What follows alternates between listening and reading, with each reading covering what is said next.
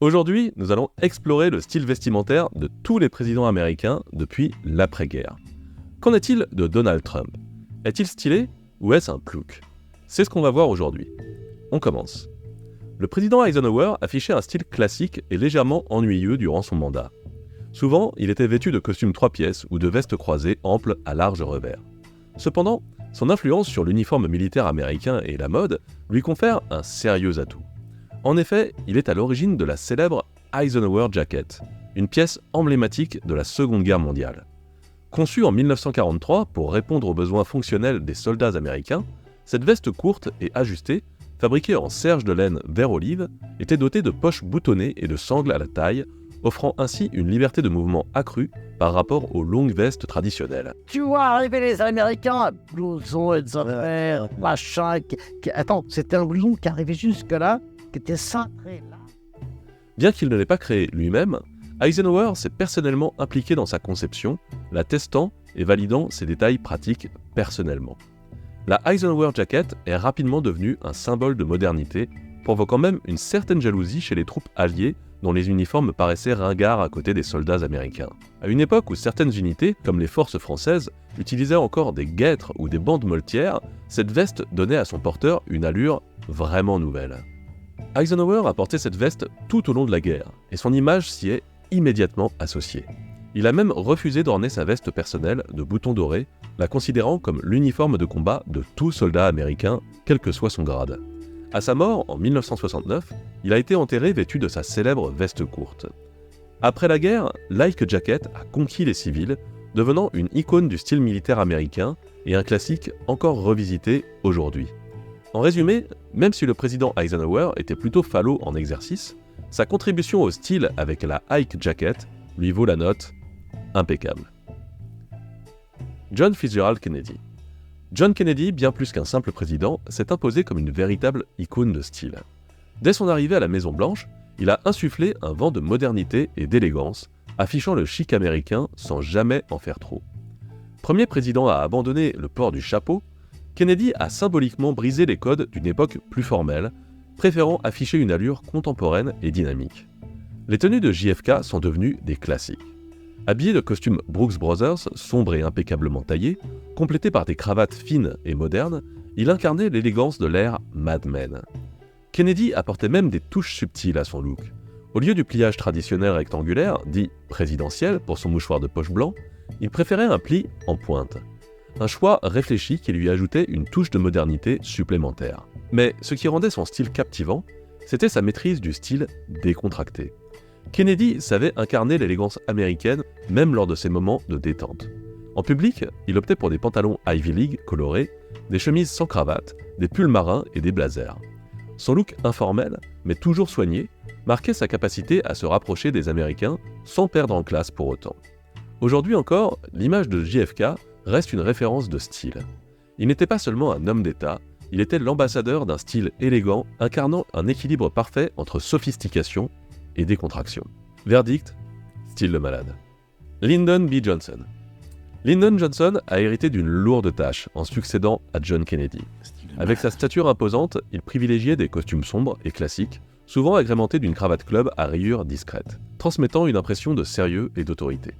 Contrairement à la modernité flamboyante de JFK, Johnson optait pour une esthétique pragmatique, alliant simplicité et fonctionnalité.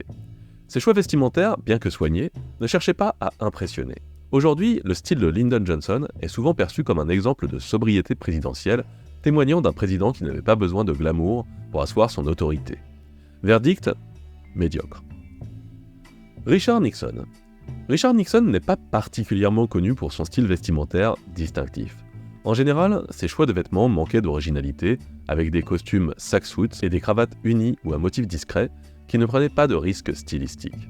En somme, le style de Nixon était fonctionnel et conventionnel, sans rien de spécial pour marquer son empreinte dans l'histoire du style. Verdict, médiocre. Gerald Ford.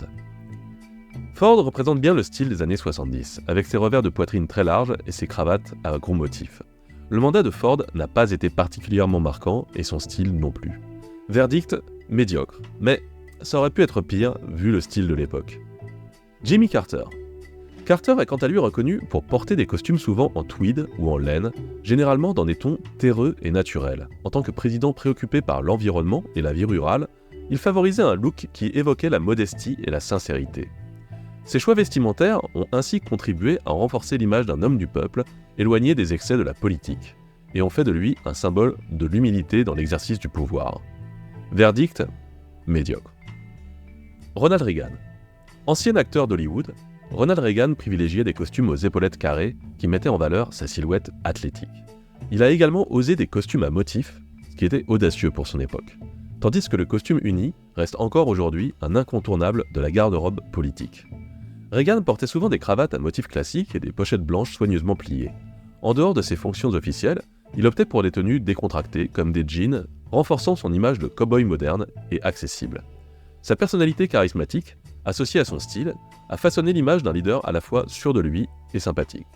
Verdict : plutôt impeccable. George Bush. George Bush Sr.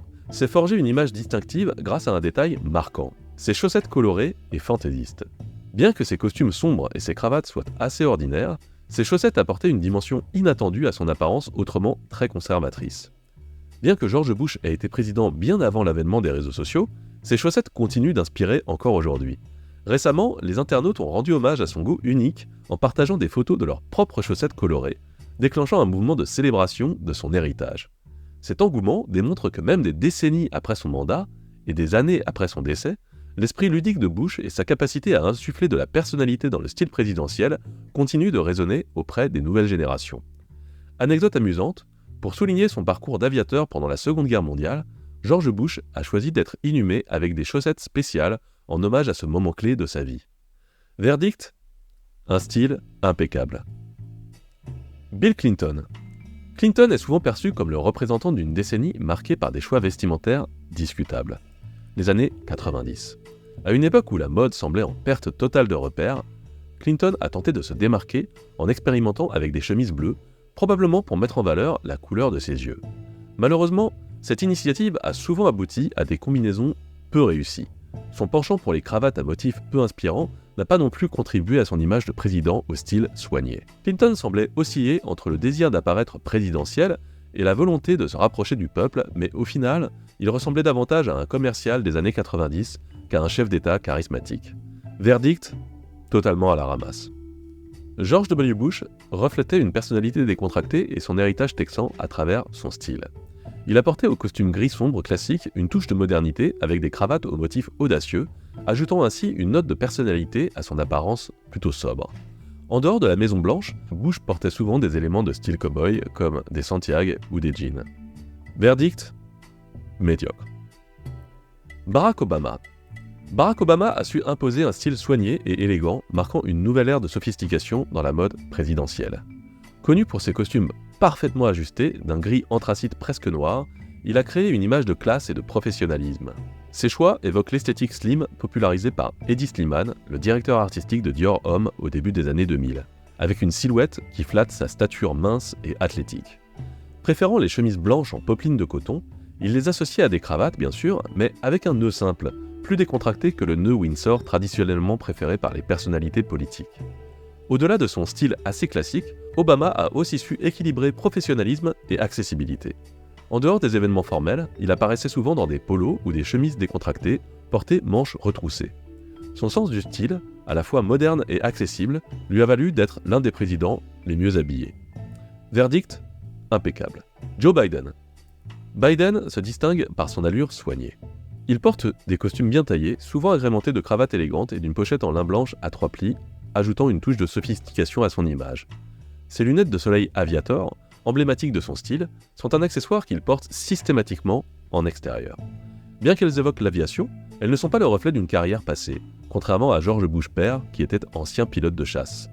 Biden arbore ses lunettes depuis les années 70, et elles apportent une touche décontractée à son look. Il utilise à son avantage ses lunettes Aviator, ancrées dans la culture populaire, pour cultiver une image de héros américain, tout en atténuant la perception de son âge avancé. Ainsi, ces lunettes ne sont pas seulement un accessoire, mais un symbole puissant de son identité politique. Verdict : impeccable. Enfin, vous l'attendiez tous, Donald Trump, le 45e président des États-Unis, et peut-être bientôt le 47e. Trump est connu pour un style vestimentaire qui reflète sa personnalité affirmée.